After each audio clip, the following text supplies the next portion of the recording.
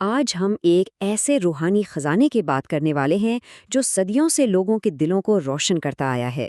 ایک ایسا شاہکار جو بتاتا ہے کہ اصل خوشی اور حقیقی کامیابی آخر ہے کیا اور اسے پایا کیسے جا سکتا ہے۔ زندگی میں اصل سکون اور سچی خوشی کیسے ملے، یہ ایک ایسا سوال ہے نا جو ہر انسان کبھی نہ کبھی خود سے ضرور پوچھتا ہے۔ تو چلیں آج اسی سوال کا جواب ڈھونڈنے کی کوشش کرتے ہیں ایک بہت ہی قدیم اور گہری حکمت کی روشنی میں۔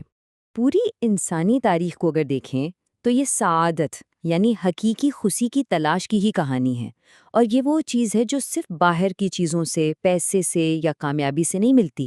نہیں، یہ تو روح کی پاکیزگی سے، اپنے آپ کو اور اپنے رب کو جاننے سے پیدا ہوتی ہے، اور یہی وہ مین آئیڈیا ہے جس پر آج ہم بات کریں گے۔ اور سوچیں ذرا، کتنا زبردست ہو کہ جس روحانی راستے پر چلنے کے لیے لوگ بھٹکتے پھرتے ہیں اس کا ایک صاف، سیدھا، واضح نقشہ پہلے سے ہی موجود ہو۔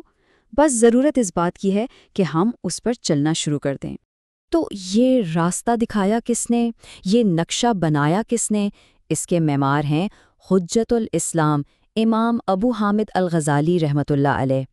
اسلامی تاریخ کی ایک ایسی عظیم شخصیت، ایک ایسا سورج جن کے علم کی روشنی سے آج بھی صدیاں گزرنے کے بعد بھی لاکھوں کروڑوں دل روشن ہیں۔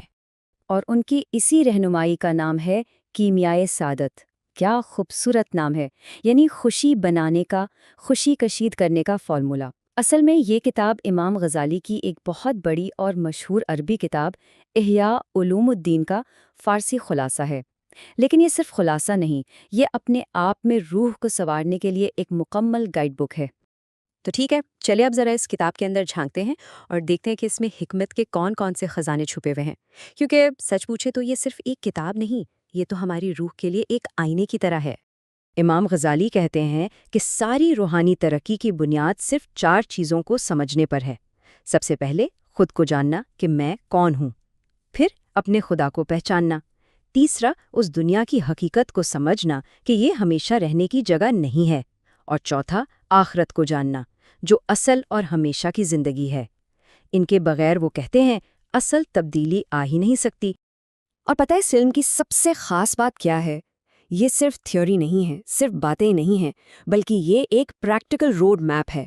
یہ علم ہمیں سوچ سے ایکشن کی طرف لے کر جاتا ہے، ایک ایسا سفر جو ہماری زندگی کے ہر ایک پہلو کو بدل کر رکھ دیتا ہے۔ یہاں سے امام غزالی اس ساری تھیوری کو پریکٹیکل بناتے ہیں۔ وہ کتاب کو 4 بڑے حصوں یا ستونوں میں تقسیم کرتے ہیں جو ایک انسان کی زندگی کو صحیح معنوں میں بامقصد بنانے میں مدد دیتے ہیں۔ دیکھیں، یہ چاروں ستون مل کر ایک مکمل لائف سٹائل بناتے ہیں۔ عبادات ہیں جن سے ہمارا اپنے خالق سے رشتہ جڑتا ہے، پھر معاملات ہیں یعنی لوگوں کے ساتھ ہمارا برتاؤ کیسا ہو، اور پھر آتی ہیں 2 سب سے اہم چیزیں، مہلکات یعنی وہ برائیاں جو روح کو تباہ کرتی ہیں، اور منجیات وہ خوبیاں جو ہمیں بچاتی ہیں۔ یہ اصل میں ہمارے اندر چلنے والی اچھائی اور برائی کی جنگ ہے، جہاں ہماری روح کی پاکیزگی کا امتحان ہوتا ہے۔ اور یہ اس کتاب کا بالکل دل ہے۔ ایک طرف ہے مہلکات جیسے تکبر، حسد اور غصہ، یہ وہ زہر ہیں جو ہماری روح کو اندر ہی اندر سے کھا جاتے ہیں، اور دوسری طرف ہے منجیات، شکر، صبر اور اللہ پر بھروسہ، یہ وہ دوائیں ہیں، وہ مرہم ہیں جو ہر روحانی زخم کو بھر دیتے ہیں۔ امام غزالی کہتے ہیں کہ اصل کامیابی، اصل خوشی اسی اندرونی جنگ کو جیتنے میں ہے۔ اچھا، یہاں ایک سوال پیدا ہوتا ہے، یہ کتاب تو لکھی گئی تھی 11ویں صدی میں، تو آج کے اس تیز رفتار دور میں، اسمارٹ فونز اور سوشل میڈیا کے زمانے میں یہ پرانی حکمت ہمارے کس کام آ سکتی ہے؟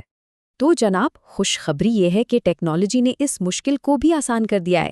حکمت کا یہ صدیوں پرانا خزانہ اب سیدھا ہر کسی کی انگلیوں پر ہے، ایک بہت ہی شاندار اور آسان موبائل ایپ کی شکل میں۔ اور اس ایپ میں ہر وہ چیز ہے جو اس کتاب کو پڑھنے کو ایک بہترین تجربہ بنا دے گی۔ اس میں مکمل اور آسان اردو ترجمہ ہے، جہاں پڑھنا چھوڑیں یہ وہیں سے اگلی بار کھلے گی، یعنی آٹو بک مارک۔